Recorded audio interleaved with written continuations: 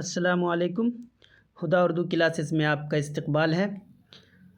Class 12 کے monthly exam September مہینے کے آبجیکٹیو کویسچنز کو آج حل کریں گے۔ تو چلیے شروع کرتے ہیں آج کے سوالات سے۔ سوال نمبر 1، سید عزیز احمد کس افسانہ کا کردار ہے؟ تو یہ بھولے بسرے گیت ایک افسانہ ہے، اس افسانے کا وہ کردار ہے۔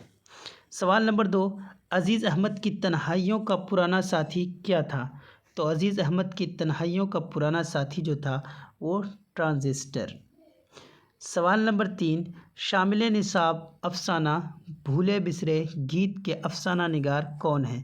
تو اس افسانہ کے افسانہ نگار جو ہیں وہ شفیع جاوید ہیں۔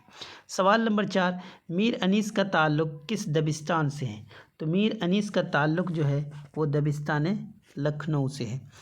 سوال نمبر 5، مرثیہ کی تمہید کو کیا کہتے ہیں؟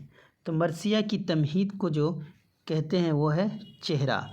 مرثیہ کی اجزائے ترکیبی جو ہوتی ہیں وہ 8 ہوتی ہیں، انہی میں سے سب سے پہلا جو ہے چہرہ، اسی کو کیا کہتے ہیں؟ مرثیہ کی تمہید کہتے ہیں۔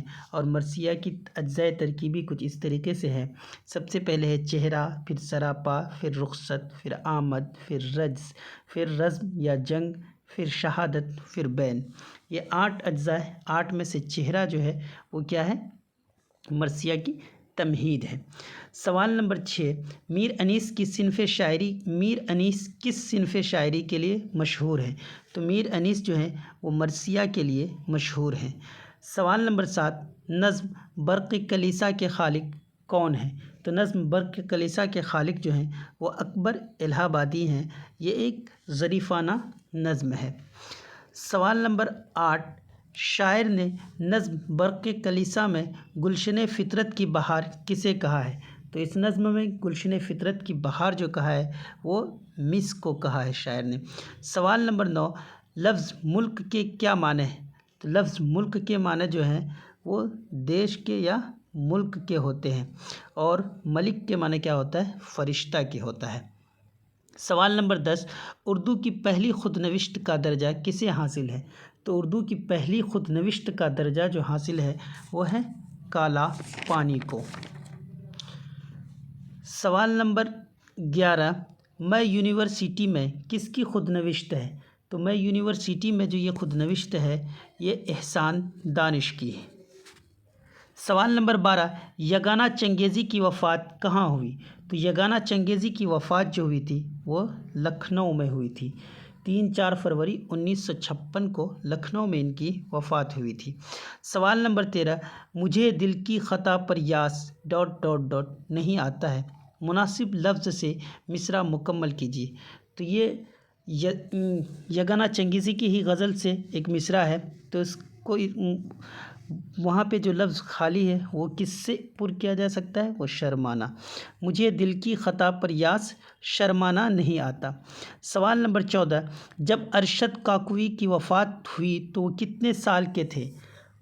تو ارشد کاکوی جو ہیں یہ عطا کاکوی کے بیٹے ہیں، جن کی وفات پہ انہوں نے ایک طریقے سے قطعہ تاریخ لکھا تھا۔ تو ان کی وفات پہ جو انہوں نے لکھا تھا تو کس عمر میں ارشد کاکوی کی وفات ہوئی تو کتنے سال کے ہوئے تھے؟ تو وہ 34 سال کے تھے۔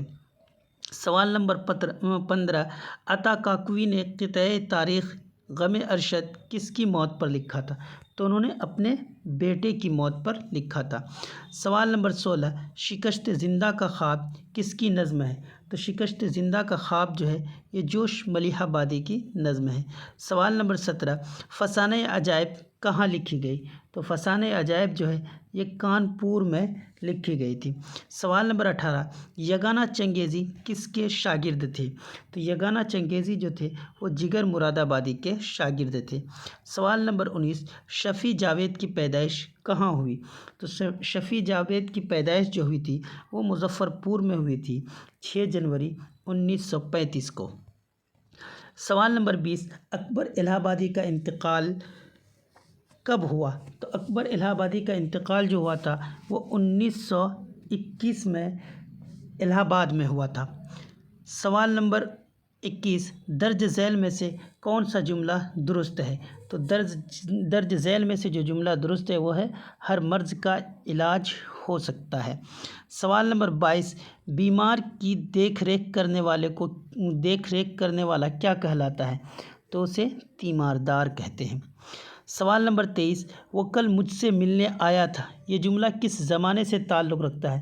تو یہ زمانے ماضی سے تعلق رکھتا ہے۔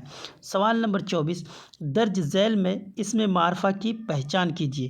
تو درج ذیل میں سے اسم معرفہ جو ہے وہ پٹنہ ہے، باقی جتنے بھی اسما ہیں وہ سب نکرہ ہے۔ سوال نمبر 25 درج ذیل میں لاحقہ کی نشاندہی کیجیے۔ تو درج ذیل میں سے لاحقہ جو ہے وہ باورچی خانہ میں ہے۔ لاحقہ اور سابقہ کہتے ہیں کسی بھی لفظ کے شروع میں کوئی لفظ اگر جڑ جائے تو اسے سابقہ کہتے ہیں، اگر کسی لفظ کے آخر میں کوئی لفظ جڑ جائے اور اس کے معنی کو بدل دے تو وہ لاحقہ ہوتا ہے۔ تو یہاں باورچی کے بعد خانہ جڑا ہے تو یہ لاحقہ ہے۔ باقی کم عقل میں کم جو ہے وہ پہلے جڑا ہے، ان پڑھ میں ان جو ہے وہ پہلے جڑا ہے، باقاعدہ میں با جو ہے وہ پہلے جڑا ہے، اس وجہ سے یہ تینوں کی تینوں کیا ہیں؟ سابقہ ہیں۔ سوال نمبر 26 اسم معرفہ کی کتنی قسمیں ہیں؟ تو اسم معرفہ کی جو قسمیں ہیں وہ 7 قسمیں ہیں۔ سوال نمبر 27 درج ذیل میں سے کون سا لفظ مؤنث ہے؟ تو درج ذیل میں سے جو لفظ مؤنث ہے وہ ہے اجازت، بولتے ہیں اجازت مل گئی ہے۔ سوال نمبر 28 وہ اسم جس سے کوئی حالت یا کیفیت ظاہر ہو کہلاتا ہے؟ تو وہ کیا کہلاتا ہے؟ اسم کیفیت کہلاتا ہے۔ سوال نمبر 29 درج ذیل میں واو معدولہ کی پہچان کیجیے۔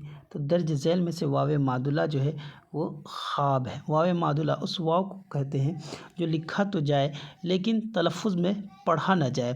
سوال نمبر 30 بہت پیارا ہونا کس محاورے کا معنی ہے؟ تو بہت پیارا ہونا جو ہے آنکھوں کا تارا ہونا، اس محاورے کا معنی ہے بہت پیارا ہونا۔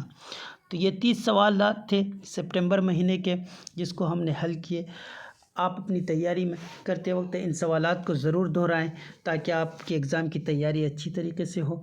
اگر آپ کو ہماری یہ ویڈیوز پسند آ رہے ہیں تو ہمارے ویڈیو کو لائک کریں اور ہمارے چینل کو سبسکرائب کریں اور زیادہ سے زیادہ شیئر کریں تاکہ تیاری کرنے والوں کا فائدہ ہو۔ شکریہ۔